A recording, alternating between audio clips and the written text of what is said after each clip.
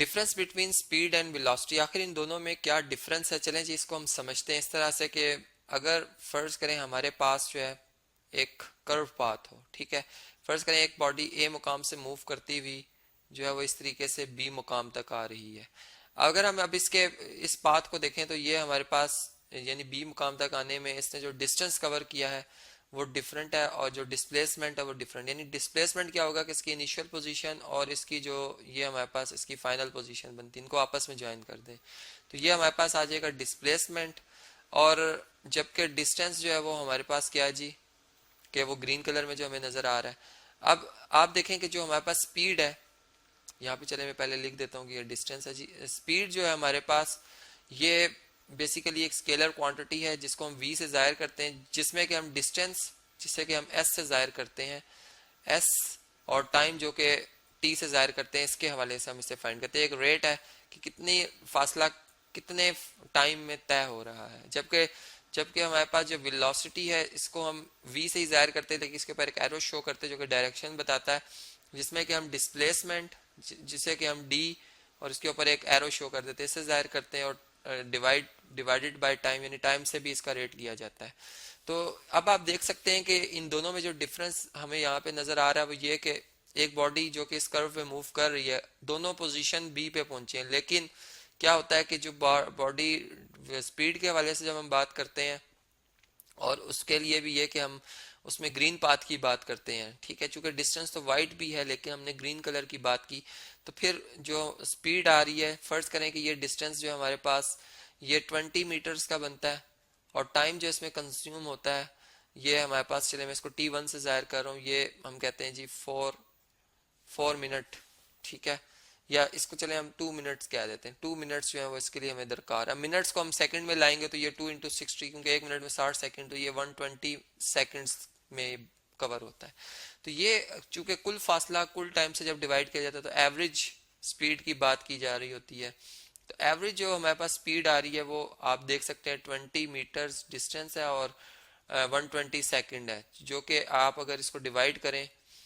20 को 120 से 20 divided by 120 तो ये हमारे पास आता है 0.167, तो ये 0.167 मीटर पर सेकंड, ये जी एवरेज स्पीड है। लेकिन जब हम एवरेज वेलोसिटी की बात करते हैं इसी केस में, तो जो डिस्टेंस कवर किया है बॉडी ने, इसको इस तरह से लिखते हैं जी, डिस्टेंस डिस्प्लेसमेंट जो टोटल डिस्प्लेसमेंट कवर किया है बॉडी ने वो हम कहते हैं जी फर्ज करें 10 मीटर्स का कवर किया है, और जो टाइम उसको कंज्यूम हुआ है वो हम ये कहते हैं कि वो विद इन जो है वो 30 सेकंड ये कवर हो गया, ठीक है, क्योंकि स्ट्रेट पाथ है। इसमें और भी रीजंस है कि कोई हमारे पास स्टॉप नहीं है, एक स्ट्रेट पाथ है, रश नहीं है। प्रैक्टिकल लाइफ में देखें तो कर्व्स पे हमें स्पीड कम करनी पड़ती है, इस तरह से मैं बात कर रहा हूँ। तो ये फिर अगर आप देखें तो टाइम जो है t2 ये हमने 30 सेकंड रखा है, तो हम 10 डिवाइडेड बाय 30 यानी 10 मीटर का फासला 30 सेकंड में, तो डिस्प्लेसमेंट जो हमारे पास 10 मीटर था, अगर हम अब 10 को डिवाइड करते हैं 30 से तो ये हमारे पास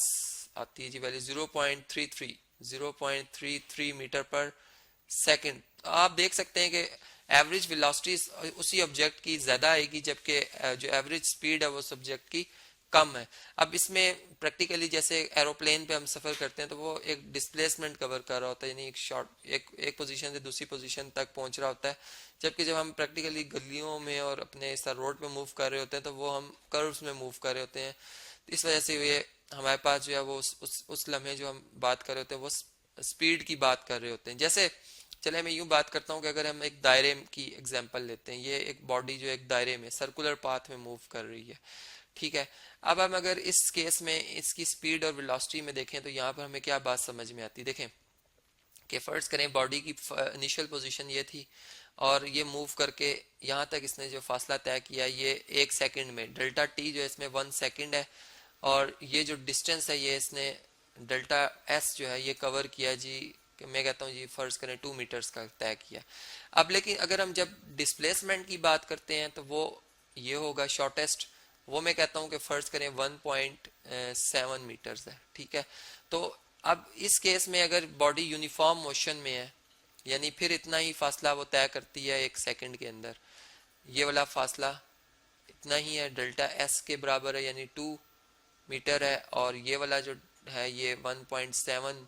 मीटर है। तो यानी इसी तरह से आप अस्यूम करें कि ये इसी तरह से मूव करती जा रही है। ये अगर सी पॉइंट था तो अब ये हमारे पास डी आ गया। तो अब इस केस में जो हमारे पास बॉडी है दोनों, यानी हम ये कहेंगे कि इस वक्त जो स्पीड है, स्पीड जो है वो यूनिफॉर्म है, ठीक है, लेकिन जो हमारे पास वेलोसिटी है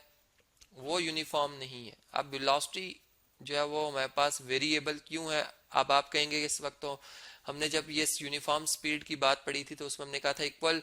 डिस्टेंस या डिस्प्लेसमेंट जो है वो इक्वल इंटरवल ऑफ टाइम में कवर करना चाहिए। लेकिन यहाँ पर फिर हम क्यों कह रहे हैं? तो यहाँ पर अगर हम डायरेक्शन को देखें तो सी पॉइंट पे अब बॉडी की डायरेक्शन ये है, बी पॉइंट पे डायरेक्शन,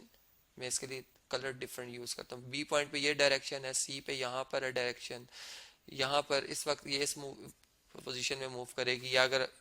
इसी डायरेक्शन में देखें तो यहाँ पे मूव कर रही है। तो ये डायरेक्शन तो कंटिन्यूसली चेंज कर रही है। इस वजह से हम कहेंगे कि वेलोसिटी तब यूनिफॉर्म होती है जब उसकी डायरेक्शन में तब्दीली ना आ रही हो, जबकि स्पीड के लिए चूंकि डायरेक्शन लाजमी नहीं होती इसलिए ये यूनिफॉर्म में है। तो यहाँ से जैसे एक मेन जो इनमें डिफरेंस है कि स्पीड एक स्केलर क्वांटिटी है,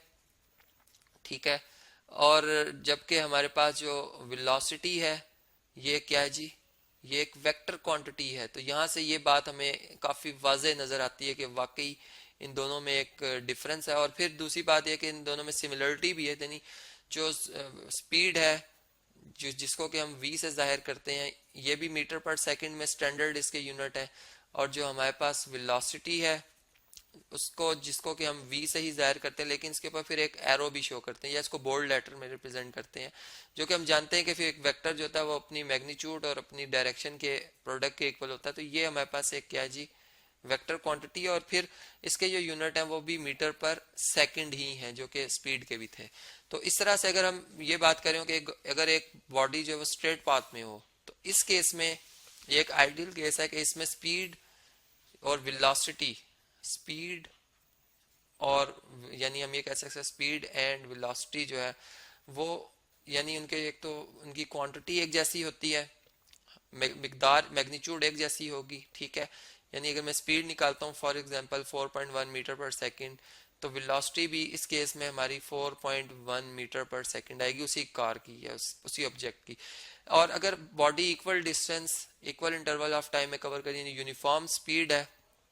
तो इस केस में चूंकि डायरेक्शन नहीं तब्दील हो रही और यानी डिस्प्लेसमेंट भी बॉडी इक्वल इंटरवल में, जितने के छोटे से छोटा आप इंटरवल बना दें, यानी टाइम को आप डेल्टा टी को माइक्रो सेकंड्स में भी ले जाएं,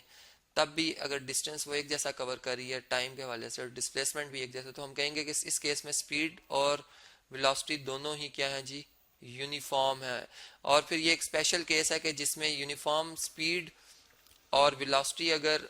अगर अगर सेम हो तो फिर हमारे पास जो इंस्टेंटेनियस इनकी स्पीड और वेलोसिटी आएगी वो भी क्या आएगी जी, वो भी सेम आएगी। यानी अगर मैं यूँ बात करता हूँ कि अगर फर्ज करें जो स्पीडोमीटर है, स्पीडोमीटर अगर आप एक स्ट्रेट पाथ पे मूव करें तो स्पीडोमीटर से जो आपको उस वक्त की स्पीड नज़र आएगी वो बिल्कुल वही होगी जो कि वेलोसिटी की है। यानी कि एक आइडियल केस है, लेकिन नॉर्मली जब हम कर्व्स में मूव कर रहे होते हैं तो स्पीडोमीटर जो है वो खाली स्पीड को बता रहा होता है जो कि मीटर पर सेकंड या किलोमीटर पर आवर की रफ्तार से हमें बताता है। तो ये हमने देखा कि वेलोसिटी और जो हमारे पास स्पीड है इनमें क्या डिफरेंस है और क्या इनमें कुछ बातें ऐसी हैं जो कि कॉमन है।